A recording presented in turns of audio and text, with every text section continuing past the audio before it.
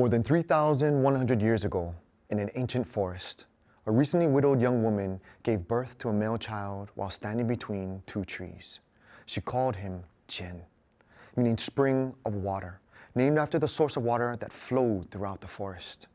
She fled the city after her husband, Bigan, a well-respected court advisor, was executed for putting the needs of the people before that of the king.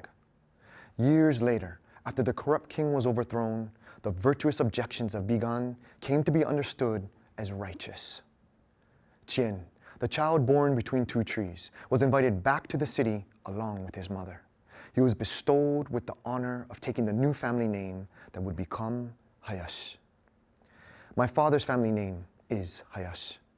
The Japanese character used to write it is two trees next to one another. I am what I am because of Bigan, as well as the wisdom and experiences throughout the generations that flowed between the birth of his son and that of my own. Today, because of the collective actions taken over the past 3 centuries, and especially the most recent 3 decades, we are facing an existential climate crisis. And a core part of the problem, as well as the solution, lies in trees. The old Hawaiian proverb, "Nanai ke kumu," look to the source, is poignant guidance for us to seek out answers to our challenges by understanding where we come from, by connecting with the depth of knowledge and moral strength of our ancestors, as well as that of the natural world all around us. If we are rooted in our heritage, we can rebuild a more resilient future for our descendants. Let's talk about heritage. My Japanese side is one of 4 aspects of my ethnic and cultural heritage, all of which has been surrounded by salt water and made resilient over centuries of challenges. Let's begin in the darkness. The kumulipo, sometimes translated as beginning in deep darkness, is the Hawaiian creation chant that speaks to the origin of life, the Hawaiian genealogy in our islands, as well as the reverence for and relationship with nature. While I am not Kanaka Maoli, native Hawaiian, I am the 3rd generation in my family to be born and formed in these islands. My values, my speech, my sense of self are rooted in being from this archipelago and its Polynesian traditions. One of these important traditions is understanding our Kuleana. This layered Hawaiian word carries the connotation of privilege, responsibilities, and rights. I view our Kuleana as a matter of ensuring that we honor the privileges provided to us by our ancestors and live up to the responsibilities we must carry forward to our unborn descendants who have the right to inherit a livable world. My Japanese ancestors speak of being provided a venerable, protective shadow, okage-sama de, as a means of expressing sincere gratitude. This single phrase emotes the deep-rooted feeling of appreciation that is perhaps only best translated as, I am what I am because of you. I am also Italian. This heritage reminds me that the shadows of our choices today, bad and good, have a lasting impact upon what we are and what our descendants will become. Vecchi peccati hanno le ombre lunghe. Old sins have long shadows, say us Italians. And on the island nation of Ireland, where my Gelga-speaking ancestors live, there is a maxim which underscores how we are and have always been interdependent upon one another. Ar scoa cheila aware senteina. It is the shadow of one another that the people live. Scaw can be translated as both shadow and shelter. Rooted in our ancestral shadows, we are safeguarded like that of a canopy protecting the understory of a forest. And when we understand who we are and why we are what we are, the history, the culture, the language, it takes us even deeper into the rich soil, where we come to understand that what lies beneath the surface is significantly larger than what is above. Our ancestors are interlinked to us, just like the underground fungi network is attached to tree roots, which connect entire forests full of mother trees and seedlings alike. Knowing who we are and where we come from allows us to have the long view and understanding how we can become better ancestors to those who are born after us by creating a less climate-impacted world for them. Trees play a critical role in the interdependence between us and our descendants. Our ancestors, they understood this, that the interdependence between humans and trees, collectively our global forests, is extremely important to the survival of our species. They knowingly reminded us through our language. For instance, there is a Japanese proverb that can be translated as, "Trees spare no shade, even to those who would cut them down." Despite the known and valuable ecosystem services that forests provide us, we have been taking the axe to them for the past 2+ centuries at enormously faster rates. And now, the consequences of our actions are becoming abundantly clear, with the impacts of the climate crisis that have touched every single continent and are disproportionately affecting islands and islanders around the world. Roughly half of the forests that once covered the earth have already been cut down or burned as a result of human activities. If we keep going at this clip, it is projected that we could destroy all of the world's rainforests before my unborn grandchildren reach my age. And today, there are nearly 1 in 3 trees, that is 18,000 of the 60,000 known tree species, that are at risk of going extinct. And sadly, Hawaii, our home, has been dubbed the extinction capital of the world. But it isn't just that we've destroyed trees in our quest for industrialization and so-called progress. We've uprooted ourselves from our connection to nature as a whole.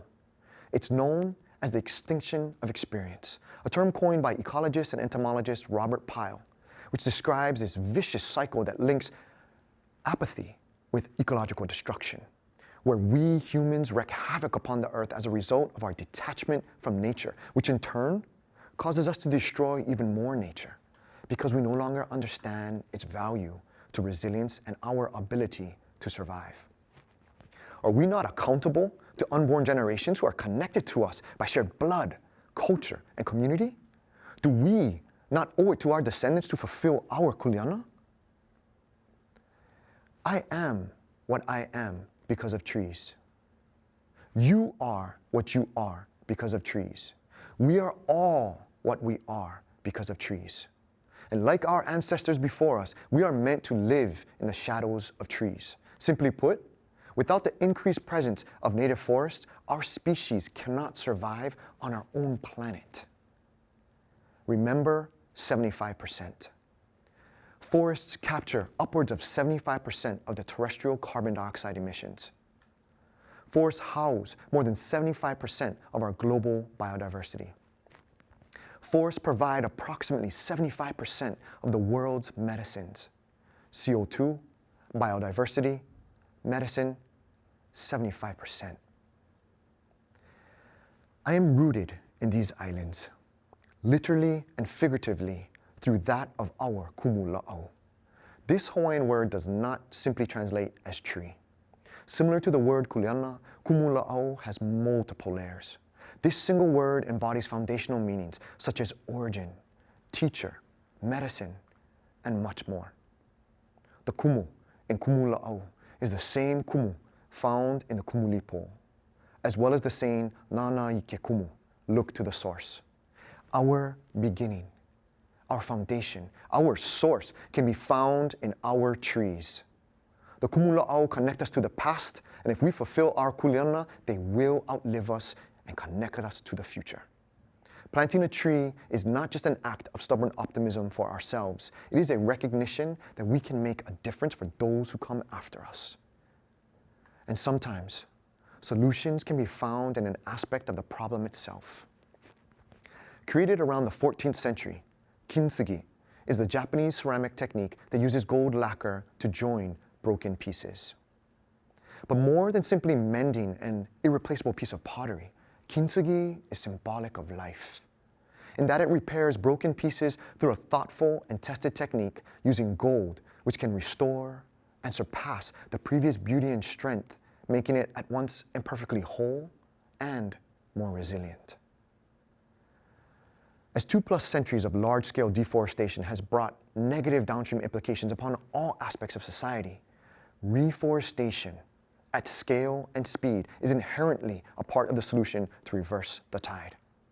While it can be argued that many people have been uprooted from nature over the past centuries, it appears that we're actually genetically coded for a connection to it. Biophilia, literally love of life, was pioneered as a theory in 1984 by biologist E.O. Wilson, who proposed that humans have a deeply ingrained love of nature, which is an intuitive and natural drive imprinted into our very DNA. Over the past 4 decades, extensive and ongoing research has shown that we are indeed a species that physically, intellectually, and emotionally loves our wondrous natural world. Living on these islands, one cannot speak of the natural world and not connect trees and the ocean, or the inherent relationship between the canoes that historically linked all Pacific Islanders. In the 1980s, after much discussion, there was a decision by the Polynesian Voyaging Society to build the first wa'akaulua, a double-hulled voyaging canoe, using indigenous material in a traditional manner. And in order to do so, they had to start at the source and find large native koa trees. Throughout 1989 and 1990, there was an extensive search across our archipelago to find trees large enough to build 2 57-foot canoe hulls. But regrettably, there was not a single viable tree to be found. By that point, our island's forest had been severely exploited and mismanaged for 2 centuries. Take a moment to imagine. Imagine what it must have felt like to realize that your islands no longer sustain the very trees needed to perpetuate a foundational part of your culture and history.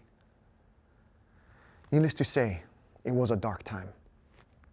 But the Alaska Native people near Juneau, they understood the struggle and importance of keeping one's indigenous culture alive through nature, and graciously offered the gift of 2 Sitka spruce trees to ensure this wa'akaulua became a reality for Native Hawaiians. The pair of 418-year-old trees were reverently felled from the forest on Shelikof Island. 2 trees from 1 island would give life to a double-hulled voyaging canoe for an archipelago nearly 2,800 miles away. But before this took place, the Polynesian Voyaging Society decided to plant a koa forest on Hawaii Island to honor the gifts from the Alaska Native people and to honor their own heritage by ensuring that there would be large koa trees hundreds of years from now to build future canoes. Because of the great shadow cast by master canoe builder Wright Elimakule Bowman Jr., and the many hands that touched the 2 trees, in July of 1993, Hawaiiloa was launched. It was one of the first wa'akaulua to be traditionally built in centuries, and named after the legendary navigator who first settled this archipelago more than a millennium ago, and for which this very island of Hawaii was also named. Over the ensuing years, Hawaiiloa would go on 2 major voyages while also struggling with many challenges of disrepair. But today, it is being healed by the Kintsugi of many people's mana and dedication, making it seaworthy and able to sail once again. It will play a role in the Alaska leg of the upcoming Moana Nui Akea voyage in 2022, which will circumnavigate the Pacific Ocean more than 40 months, traverse more than 40,000 miles, and reconnect with more than 40 countries and archipelagos. The story of Hawaiiloa reminds us that conservation of trees ensures continuity of culture. As we navigate in the present while being mindful of the past, perhaps the best way forward is to look for what we all share in common. Despite the many potential differences, we all want to find the Kinsagi, the gold that mends broken pieces into a more resilient whole. Ensuring our species' survival is hardwired into our DNA. This is the single thing that we share with every other living organism on Earth. And as a dominant species, we have the capacity and the Kuleana to change the ways in which we act.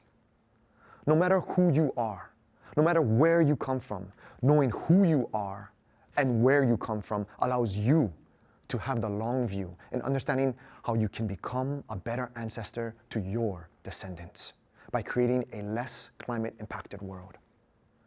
Protecting and planting trees is a matter of honoring the privileges provided to us by our ancestors and living up to the responsibilities we must carry forward to our unborn descendants who have the right to inherit a livable world.